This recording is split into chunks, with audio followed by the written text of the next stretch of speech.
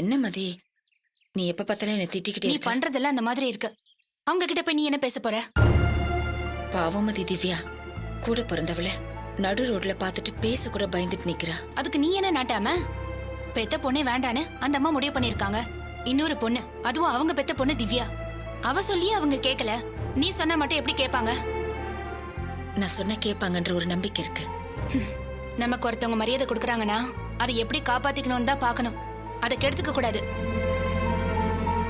எது சரி எது தப்புன்னு அவங்களுக்கு தெரியாதா? தெரிஞ்சிருந்தா இப்படி செஞ்சிருக்க மாட்டாங்களேம்மா. மா, இது வேண்டாத வேலை, வேண்டாம். வர வர நீ ரொம்ப சுயநலவதி ஆயிட்ட. நீ அப்படியே பொதுநலவாதியாக்கும். நீ வேணா பாரு, அங்க போய் கேட்ட. அதான் வாய் வரைக்கும் வந்துருச்சு. அப்புறம் என்ன சொல்லிடு. பின் என்னமா, நீ அங்க போய் பேசினா நிச்சயமா கெட்ட பேரோட தான் வருவ. அம்மானு கூட பார்க்காம நீ எப்படி எல்லாம் பேசுறல்ல. நான் பேசினா பரவாயில்ல, உன்னை வேற யாரும் எதுவும் சொல்லிடக்கூடாதுன்னு தான் நான் பயப்படுறேன். அதெல்லாம் ஒண்ணும் ஆகாது மதி. அப்போ நீ கேட்க மாட்ட, போய் தான் தீருவ, அப்படித்தானே? மா,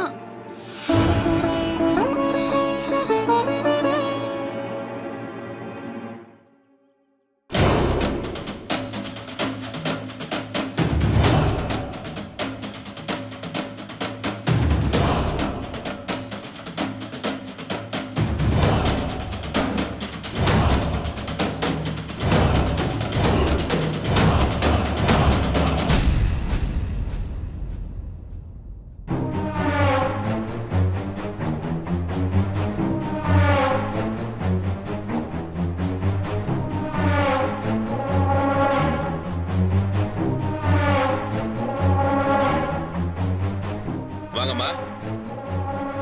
என் குடும்பத்து மேல உங்களுக்கு அப்படி என்ன எரிச்சல்? இந்த பொண்ணு ஏதோ சொல்லிச்சுன்னு சொல்லிதானே எங்களை குறவளையை கடிக்கிற மாதிரி கடிச்சிட்டு நீங்க பாட்டு உங்க வேலையை பார்க்க போயிட்டீங்க. இதுவே இந்த அம்மையார் எங்களை பத்தி ஒரு சின்னதா கம்ப்ளைண்ட் பண்ணியிருந்தா நேரம் அடிச்சு பிடிச்சு ஓடி வந்து என்னென்ன கலாட்டா பண்ணிருப்பீங்க. ரெண்டு பக்கமும் நியாயமா நடந்துக்கிறவங்க தாங்க பஞ்சாயத்துல பேசணும். உங்களை மாதிரி ஒன் சைடா பேசுறவங்கள என்ன பண்ண முடியும்? சார், உங்க இஷ்டத்துக்கு வாய்க்கு வந்த மாதிரிலாம் பேசாதீங்க. தப்பு யார் செஞ்சாலும் அதை தப்புன்னு தான் சொல்லுவோம். என்னமோ நாங்க கட்ட பஞ்சாயத்து பண்றவங்க மாதிரி சொல்றீங்க. நீங்க பண்றது அப்படிதானமா இருக்கு. என் வீட்டுக்கு ஸ்காட் அனுப்புனீங்கல்ல, அந்த பொண்ணு ஒழுங்கா இருக்கான்னு விசாரிச்சீங்களா? அதே எப்படிங்க? பாதிக்கப்பட்ட பொண்ணு முன்னாடி மட்டும்தானே அவங்க வந்து நிப்பாங்க. அப்பதானே விளம்பரம் கிடைக்கும். சரிங்க, நானும் பொம்பளை தான். இந்த இவளால நான் பாதிக்கப்பட்டிருக்கேன். எங்க ஆக்ஷன் எடுங்க. இத பாருங்கம்மா, எடக்கு மடக்கா பேசாதீங்க. அப்சரா மேல தப்பு இருந்தா சொல்லுங்க, நான் கண்டிக்கிறேன். அது என்னங்க இது? நாங்க தப்பு பண்ணா தண்டிப்பீங்க, இவங்க தப்பு பண்ணா மட்டும் கண்டிப்பீங்களா? ஆமாமா, அப்படிதான். இப்ப என்ன பண்ணணும்ங்கறீங்க? வசந்தா, அமைதியாரு. இங்க பாருங்கம்மா, நாங்க ஏதோ இக்கட்ல மாட்டிட்டோங்கிறதுக்காக எங்களை மிரட்டி ஏதோ செய்ய வச்சிங்க. எங்க நேரம் எல்லாத்துக்கும் சரின்னு சொல்லி அமைதியா இருந்தோம்.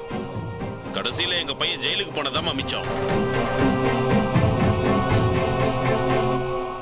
இந்த பொண்ண எங்க வீட்டுல மருமகளா வச்சுக்கணும்னு எங்க கிட்ட எழுதி வாங்குனீங்க. நாங்க சொன்ன வார்த்தை மாறாம இந்த பொண்ண மருமகளா ஏத்துக்கிட்டோம்.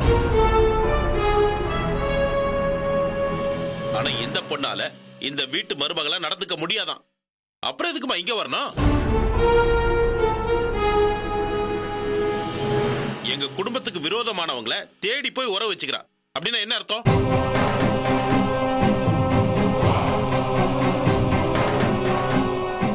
இந்த குடும்பத்துல நடக்கிற விஷயங்களை எங்களுக்கு பிடிக்காத உங்க வீட்டுல போய் சொல்றானா அது மனசுல என்ன இருக்கு நீங்க தான் கேட்கணும்.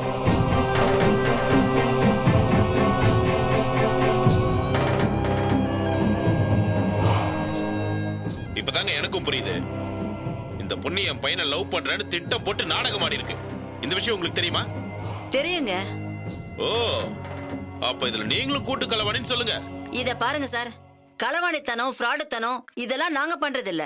பின்னமா இந்த பொண்ணு திட்டம் போட்டு என் பையனை லவ் பண்ணது தெரிஞ்சிருந்தோம், அதுக்கு நீங்க சப்போர்ட் பண்ண என்னங்க அர்த்தம்? சார், தப்பு உங்க மேல இருக்குன்னு அர்த்தம். நீங்க இந்த பொண்ணோட அப்பாவை ஏமாத்தி அவங்க சொத்தெல்லாம் புடுங்கிருக்கீங்கல்ல, அதுக்காக தான் இந்த பொண்ணு இப்படி செஞ்சிருக்கா.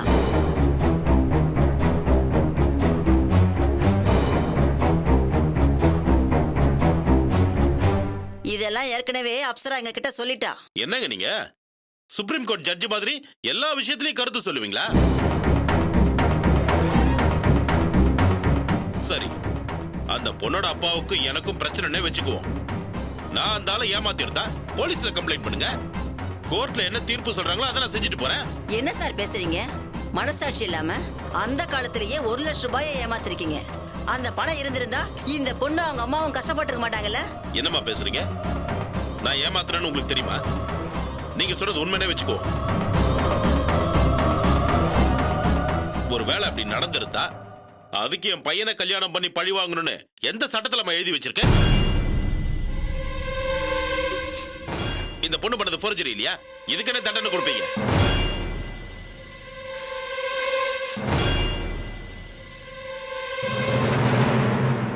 இதுக்கு பதில் சொல்லுங்கம்மா.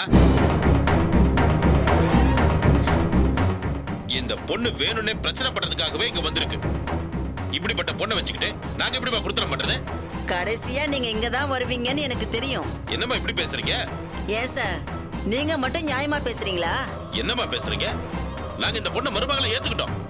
அதுக்கு இந்த வீட்டுல இருக்க பிடிக்காம தான் எங்களுக்கு எதிராக எல்லா வேலையும் பண்ணிட்டு இருக்கு. அப்புறம் நாங்க எப்படி இங்க வச்சுக்கிறது?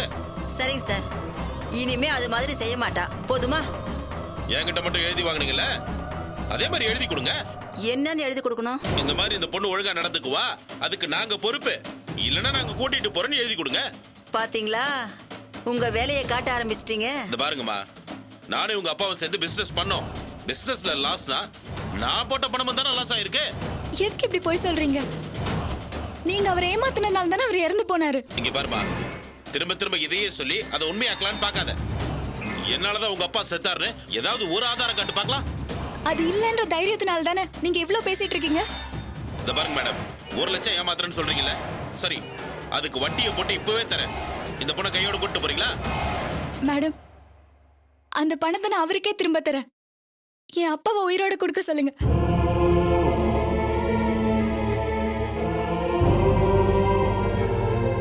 என்ன சார், இதுக்கு என்ன பதில் சொல்றீங்க? என்னமா பேசுறீங்க? இவங்க அப்பாவை ஏமாத்தி இருந்தா தானே நான் பதில் சொல்லணும். நான் பண்ண ஒரே தப்பு இவங்க அப்பாவுக்கு நல்லது பண்ணணும்னு நினைச்சதுதான். பிசினஸ்ல போட்ட காசு வரலன்னு தற்கொலை பண்ணிக்கிட்டா அதுக்கு நான் என்ன பண்ண முடியும்? இத பாருங்க சார், நீங்க எழுதி கொடுத்த பத்திரம் என்கிட்ட பத்திரமா இருக்கு. இந்த பொண்ணை வெளியே அனுப்புறதுலயே இருக்காம சுமூகமா இருக்க வழிய பாருங்க. அப்போ அந்த பொண்ணு என்ன வேணா அராஜகம் பண்ணோம், நாங்க சகிச்சுக்கிட்டு போனோம், அப்படிதானே? அப்படி சொல்லல சார், இனிமே அப்படி நடக்காது. அப்படி நடந்தா எனக்கு ஃபோன் பண்ணுங்க. அப்சராவை நான் ஸ்ட்ரிக்ட்டா வார்ன் பண்றேன். இத பாரு அப்சரா, பழசெல்லாம் மனசுல வச்சுக்கிட்டு பழி வாங்குற எண்ணம் இருக்கக்கூடாது. நீ இங்க வாழணும்னு வந்திருக்கம்மா.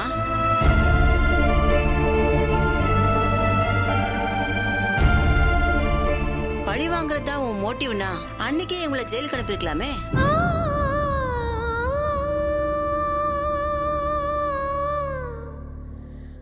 உன் லைஃப் நல்லா இருக்கணும்மா. கடைசி வரைக்கும் நீ இவங்களோட சேர்ந்து வாழணுங்கிறது தான் எங்களோட ஆசை.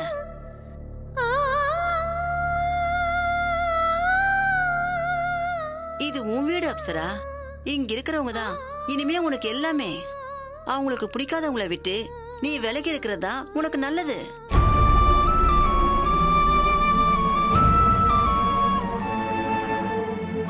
அவங்களுக்கு நீ நல்ல மருமகளா நடந்துக்க. அவங்க கம்ப்ளைண்ட் பண்ற மாதிரி வச்சுக்காத. அப்படி ஏதாவது நடந்துச்சுன்னா சாரி அப்சரா, நான் இனிமே உனக்கு ஹெல்ப் பண்ண முடியாது. என்ன, நான் சொன்னதெல்லாம் உனக்கு புரிஞ்சுதா? சரிங்க மேடம். சார், இனிமே எல்லாம் கரெக்டா இருக்கும். நீங்களும் கொஞ்சம் பார்த்து நடந்துக்கங்க. வரேன் சார். வரேன் அப்சரா. வாங்க.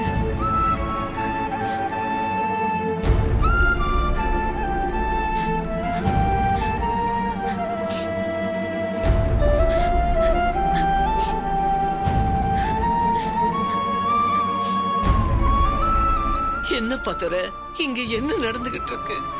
அதான் பாத்துட்டு இருக்கீங்களே, உங்களுக்கு தெரியலையா? இங்க பாருமா நித்யா, இப்படிதான் உங்க பெரியம்மா வீடு ஏதோ ஒரு வகையில என்ன டார்ச்சர் பண்ணிட்டு இருக்காங்க.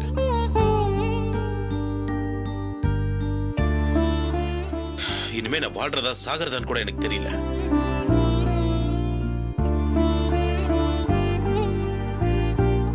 கல்யாணத்துல பட்ட அவமானத்திலேயே எனக்கு இருந்த அத்தனை தைரியமும் போயிடுச்சுமா.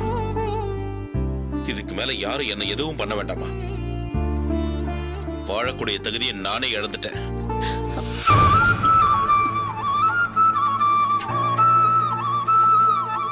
சரி, இதெல்லாம் சொல்லி நான் உன்னை வேதனைப்படுத்த வேண்டாம். வா, உன்னை வீட்டுல கொண்டு போய் விட்டுறேன். பரவாயில்லப்பா, நான் ஆட்டோ பிடிச்சு போய்க்கிறேன். நீ என் மனசை நோகடிக்காதம்மா. வாமா. போம்மா, அப்பா கூட போ.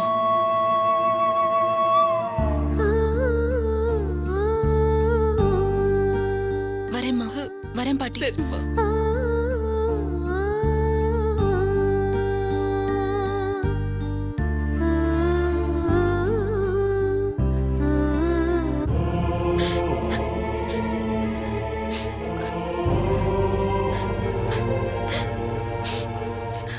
அப்சரா,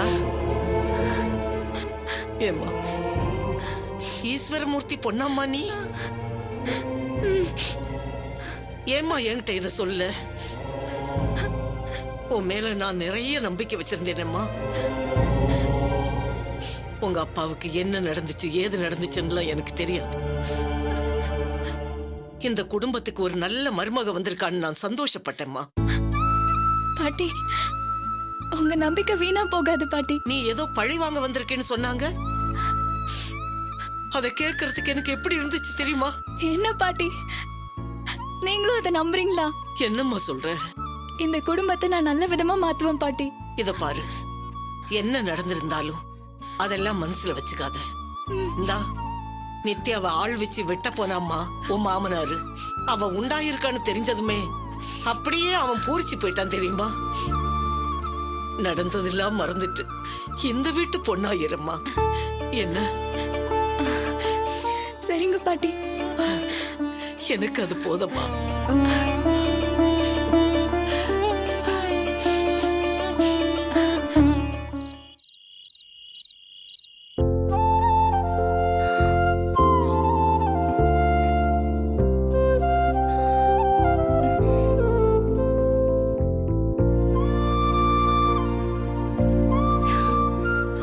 என்ன நீ வாக்கிங் போன போல இருக்கா? நான் வேணா கூட வரட்டுமா? போயிட்டு வந்துடலாம். இல்ல திவ்யா, சும்மா தான் நடந்துட்டு இருக்கேன். வா சூர்யா, என்னாச்சு இவ்வளவு லேட்டா வர? பார்லரை க்ளோஸ் பண்ணலான்னு போனப்போ 2 கஸ்டமர் வந்துட்டாங்க. சரி முடிச்சிட்டு வரலான்னு பார்த்தா லேட் ஆயிடுச்சு. பரவாயில்லையே, ஒரே ஆளா மெயின்டைன் பண்ணிடுறியே. ஆமா திவ்யா, சட்டுன்னு பிடிச்சுக்கிட்டா. நான் இல்லங்கிற கவலையே வேண்டாம். ஏய், என்னமோ நீதான் ஓனருங்கிற மாதிரி பேசுற. வேண்டாமா, நாளையில இருந்து சுந்தரி பியூட்டி பார்லருக்கு நீயே ஓனரா இருந்துக்க. பின்ன நீ பாட்டுக்கு சூப்பர்வைசர் மாதிரி வந்துட்டு போற. அங்க இருந்து பார்த்தா தானே எவ்வளவு கஷ்டம்னு தெரியும். இன்னைக்கு கூட ஒரு விஐபி வந்தாங்க. விஐபினா சாதாரண விஐபி இல்ல. பில்டப் பண்ணாம யாருன்னு சொல்லு. என்ன மதி இப்படி சாதாரணமா கேட்டுட்ட? அவங்க தானே உனக்கு குரு, ரோல் மாடல் எல்லாமே. இன்ஃபேக்ட் சொல்ல போனா இந்த பார்லர் ஆரம்பிக்கிறதுக்கே அவங்க தான் காரணமாமே. யார் அது? வேற யாரு? உன்னையே நினைச்சு தன்னை வருத்திட்டு இருக்கிற தி கிரேட் பாஞ்சாலி மேடம். அது என்னமோ உண்மைதான். அவங்க படுத்தின பாடு தாங்காம தானே நான் இந்த பார்லரே ஆரம்பிச்சேன். அவங்க என்னமோ அவங்க கழுத்துல இருக்கிற 5 பவுன் சங்கிலிய வித்து ஆரம்பிக்க சொன்னதா சொன்னாங்களே. அது மட்டும் இல்ல, உங்கள மாதிரி மாமியார் மருமக இந்த உலகத்திலே இல்லையாமே. அவங்க வழிகாட்டுறத நீ வாழ்றியா? அவங்களையும் வாழ வைக்கிறியாமே. இதெல்லாம் யார்கிட்ட சொன்னாங்க அவங்க? தமிழ்நாட்டுக்கே சொன்னாங்க. அவங்க கொடுத்த அந்த ஸ்டேட்மெண்ட்ட தமிழ் படிக்க தெரிஞ்ச அத்தனை உலக தமிழர்களும் நாளைக்கு படிக்க போறாங்க. ஆமா மதி, பேசும் பெண்ணில பத்திரிகைக்கு உங்க அத்தை சீக்கிரம் பேட்டி கொடுத்திருக்காங்கல்ல.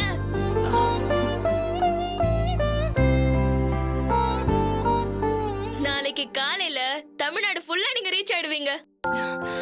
இவங்களுக்கு எதுக்கு இந்த வேண்டாத வேலை? நீ அது சொல்லிருக்கலாம்ல. சொல்லிருக்கலாம் தான், ஆனா முத தடவையா உன் மாமியார் என்ன பார்த்து பயந்து நடுங்குச்சு. அதான் கேரி ஆன சொல்லிட்டேன். அப்ப நாளைக்கு வெளியில தலை காட்ட முடியாதுன்னு சொல்லு. பைசா செலவில்லாம பப்ளிசிட்டி வருது. மாமியாருக்கும் மருமகளுக்கும் கொண்டாட்டம் தானே. ஏய், நீ அடி வாங்க போற. என்ன மதி, சீக்கிரம் மாத்திரை சாப்பிட்டு படுக்க வேண்டியதானே? அது எங்களுக்கு தெரியும். நீ உன் வேலையை பார்த்துட்டு போ. என்னாச்சு உங்களுக்கு? மறுபடியும் சண்டை போட்டுக்கிட்டீங்களா? பாருமா, அவதான் என்ன அப்படியெல்லாம் பேசுறா. மாமியார் நாத்தனார் இல்லாத குறை இவ தீத்துருவா போல. இப்போ உங்களை அப்படி என்ன டார்ச்சர் பண்ணிட்டோம்? நல்லபடியா குழந்தை பெத்துக்கிறதுக்கு அம்மா வீட்டுக்கு வருவாங்க.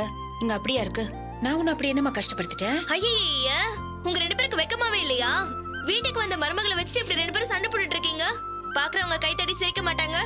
போங்க, போய் ஒழுங்கு மரியாதையா வாயை பொத்திட்டு வேலையை பாருங்க. என்ன நீ நான் சொல்றது சரிதானே? என்ன நின்னுட்டு இருக்கீங்க? போங்க. இல்ல மதிக்கு மாத்திரை கொடுக்கணும். எனக்கு தெரியும், நீ போமா. மதி, நீ கொஞ்சம் ஓவரா தான் அம்மாவை திட்டுற. நானாவது பரவாயில்ல, அவங்க பண்ற காரியத்துக்கு வேற யாராவதா இருந்தா காதை பிடிச்சு திருகிடுவாங்க. ஆமாமா, அது ஒண்ணுதான் மிச்சம். அதையும் நீ செஞ்சிரு. உங்களை யார் இதெல்லாம் கேட்டுட்டு இருக்க சொன்னா? நீ சொல்லிட்டு ஏன் மேல கோச்சுக்கிற? ஐயா, நிறுத்துறீங்களா? உங்க சண்டைலாம் ஒரு சண்டைன்னு. அண்ணி, இவங்க எப்பவுமே இப்படிதான். வாங்க, நம்ம உள்ள போலாம். வாங்க.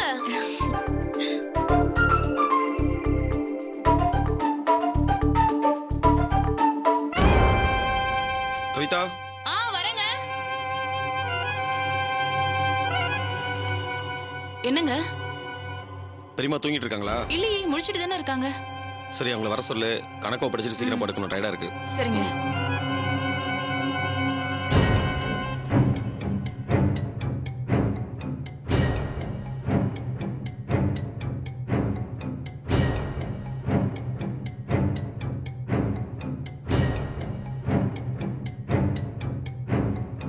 வெற்றி, வாங்க பெரியமா. என்னப்பா? என்ன வெற்றி, ஏன் ஒரு மாதிரி இருக்க? இல்ல பெரியமா, இன்னைக்கு அலைச்சல் கொஞ்சம் ஜாஸ்தி ஆயிடுச்சு, அதான். சரி, அப்ப போய் ரெஸ்ட் எடு. அதுக்கு இல்ல பெரியமா, கணக்கோ படிச்சுட்டா நல்லா இருக்குமேன்னு பார்த்தேன். அதுக்கு என்னப்பா அவசரம், காலையில பாத்துக்கலாம்ல. இல்ல பெரியமா, கையோட முடிச்சிட்டா. சரி, நீ சொன்னா கேட்க மாட்டேன், கொடுத்துட்டு போய் படு. ம். பெரியமா, இதுல எல்லா கணக்கும் இருக்கு. வெரிஃபை பண்ணிட்டீங்கன்னா நானும் கிளம்பிடுவேன். எனக்கும் டயர்டா இருக்குப்பா, இதெல்லாம் நான் காலையில பாத்துக்கிறேனே. சரி பெரியமா. என்ன வெற்றி, ஏன் தயங்குற? அது வந்து பெரியமா, சரி நாளைக்கு காலைல சொல்றேன் உங்ககிட்ட. என்னப்பா, என்கிட்ட என்ன தயக்கம்? எதுவா இருந்தாலும் சொல்லுப்பா. இல்ல பெரியமா, பிசினஸ்க்காக ஒரு 10 லட்ச ரூபா அர்ஜென்டா தேவைப்படுது. உங்ககிட்ட வாங்கிட்டு ஒரு வாரத்துல திருப்பி கொடுத்துடலான்னு பார்த்தேன். அப்படியா? பெரியமா, சிரமமா இருந்தா பரவாயில்ல பெரியமா. என்ன வெற்றி, இதுல என்ன இருக்கு? உனக்கு எவ்வளவு வேணுமோ அவ்வளவு வாங்கிக்கோப்பா. நாளைக்கு கிடைச்சா போதும்ல? போதும் பெரியமா. சரிப்பா, காலையில வாங்கிக்க. என்ன?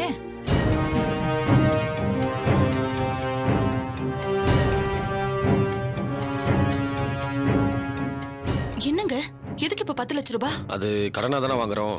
திடீர்னு எதுக்கு? அதான் சொன்னனே, பிசினஸ்க்குன்னு. அப்படி என்னங்க கடன் வாங்கி பிசினஸ் பண்ணணும்? அதான் ஒரு வாரத்துல திருப்பி கொடுத்துட போறோம்ல. எனக்கு என்னமோ இதெல்லாம் சரியா படலங்க. ஏய், நீயும் எங்க பெரியமா மாதிரி தான் கவிதா. என்ன சொன்னாலும் நம்பிடுற. அந்த இடத்துல நியாயமா என்ன சொல்லிருக்கணும்? நமக்கு தான் இன்னும் ஒரு வாரத்துல பணம் வந்துருமே, அப்புறம் எதுக்கு கடன் வாங்குறீங்கன்னு கேட்டிருக்கணும்ல. ஏங்க, அப்ப நீங்க வாங்குறத திருப்பி கொடுக்க போறது இல்லையா? அப்படிலாம் அவசரப்பட்டு தங்க முட்டைக்காக வாத்தா இருக்கிறவன் நான் இல்ல. எங்க பெரியமாவுக்கு எப்பவுமே நான் மட்டும்தான் நல்லவனா இருக்கணும்னு பேராசை. அது பிராக்டிக்கலான விஷயம் இல்லைன்னு அவங்களுக்கும் தெரியும். ஆனா எனக்கு யதார்த்தம் தெரியும். என்னால அப்படிலாம் இருக்க முடியாது, ஆனா அப்படி இருக்கிற மாதிரி காமிச்சிக்க முடியும். இப்போ அவங்க கிட்ட 10 லட்ச ரூபா வாங்குறேன்ல, அதை அப்படியே எடுத்துட்டு போய் பீரோல வச்சு பூட்ட போறேன். சொன்ன தேதியில டான் எடுத்துட்டு வந்து இந்தாங்க பெரியமா, ரொம்ப தேங்க்ஸ்ன்னு சொல்லி கொடுத்துட போறேன். இப்போ அவங்கள பொறுத்த வரைக்கும் நான் யாரு? ரொம்ப கரெக்டான ஆள் இல்ல? அவங்க சொன்னாலும் சொல்லாட்டினாலும் நான் ரொம்ப கரெக்டான ஆளு தான். அந்த பழைய கணக்கை நான் எப்படி செட்டில் பண்ண வைக்கிறேன்னு பாரு. நீ ஒரு விஷயம் கவனிச்ச கவிதா, இந்த வீட்டுக்காக நான் அவ்வளவு கஷ்டப்படுறேன். என்னை தான் அவங்க மகன்னு சொல்றாங்க. கேவலம் 10 லட்ச ரூபா கடன் கேட்டதுக்கு ஒரு நிமிஷம் யோசிச்சாங்க பாத்தீங்களா? அப்படின்னா என்ன அர்த்தம்? அவங்க என்ன புள்ளையா நினைக்கல, அப்படி நினைக்கிற மாதிரி நடிக்கிறாங்க. அப்புறம் நான் மட்டும் எப்படி உண்மையா இருக்கிறது? நான் எனக்கு மட்டும்தான் உண்மையா இருப்பேன்.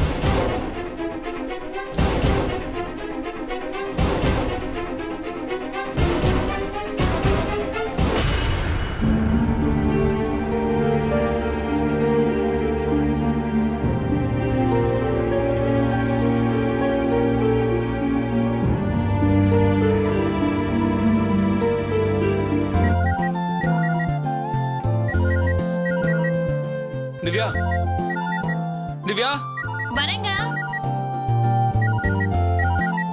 போன் வருது பாரு. சொல்லுங்கம்மா. என்னம்மா, சாப்பிட்டியா? ம் சாப்பிட்டேம்மா. நீ எங்க வீட்ல ஃப்ரீயா இருக்கியா? உன்கிட்ட ஒரு விஷயம் பேசணும். சொல்லுங்கம்மா. அது ஒண்ணும் இல்ல, வெற்றி 10 லட்சம் கடனா வேணும்னு கேக்குறான். அண்ணன் தானே கேக்குறாரு, கொடுங்கம்மா. அதையும் என்கிட்ட சொல்றீங்க? இல்ல, அது உனக்கும் தெரியணுங்கிறதுக்காக தான் சொல்றேன். வெறும் 10,000 20,000 பரவாயில்ல திவ்யா, 10 லட்சம்ல கேக்குறான். நம்ம குடும்பத்தை பொறுத்த வரைக்கும் எந்த கணக்கு வழக்கும் நமக்கு அடுத்த இடத்துல இருக்கவங்களுக்கு தெரிஞ்சிருக்கணும்.